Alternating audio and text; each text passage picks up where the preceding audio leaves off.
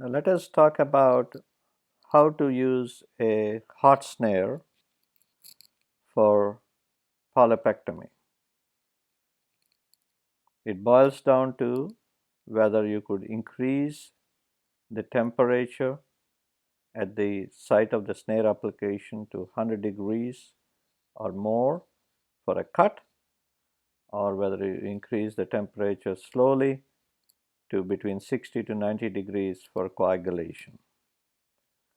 Although we reviewed that there are multiple factors influencing the tissue outcome or the tissue effect, one important theme that you should keep in mind is the current density.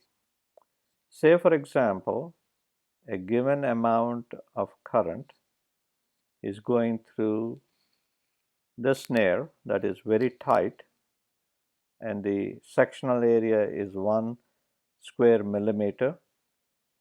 That will increase the temperature there to 100 degrees centigrade.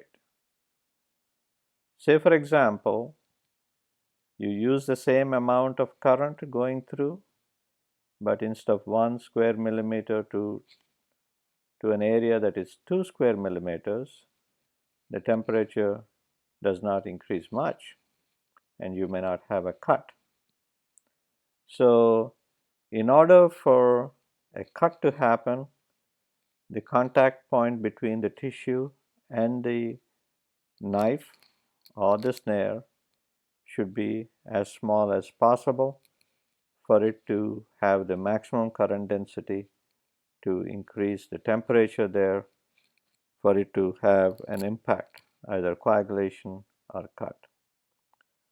Another principle to keep in mind when removing large, thick pedunculated polyps is that these polyps tend to have multiple feeding vessels.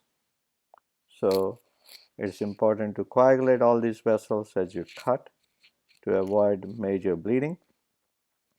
And the second one is to apply the snare right about the middle of the stalk, not close to the base, as the stalk shrinks, and with shrinkage and further damage to the wall, there is a high risk for perforation if you apply the snare close to the base. So, apply the snare close to the middle of the stalk. And as the cut proceeds, there is going to be a coagulation and then finally cut. With large pedunculated polyps, you want to avoid small area of contact of the head to the opposite wall, and that small area of contact could lead to high current density as the current travels to the narrowest area and result in a counterburn and perforation. So, this could be avoided by having a broad area of contact so that the current passes across to the snare. Try to avoid counterburn going through a clip that is adjacent to a polyp, or in some cases the snare tip could grasp some of the tissue that is hiding behind the stalk of the polyp and create a perforation.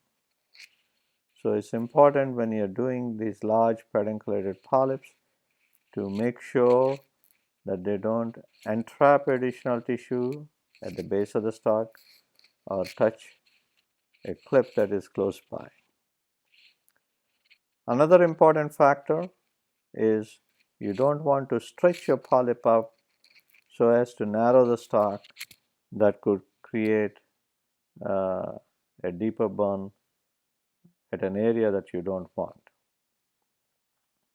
Coming to sessile and flat lesions, hot snare resection has recently been shown to have a deeper thermal injury extending into the deep submucosa, where you're likely to face large more vessels and also bigger vessels. and this is what results in both delayed bleeding as well as delayed post-polypectomy syndrome. One way to avoid that problem is to resect after lifting the lesion away from the deep submucosa, the blood vessels, and the muscle by injecting submucosal solution and lifting the polyp away so that you could minimize the damage. Thank you.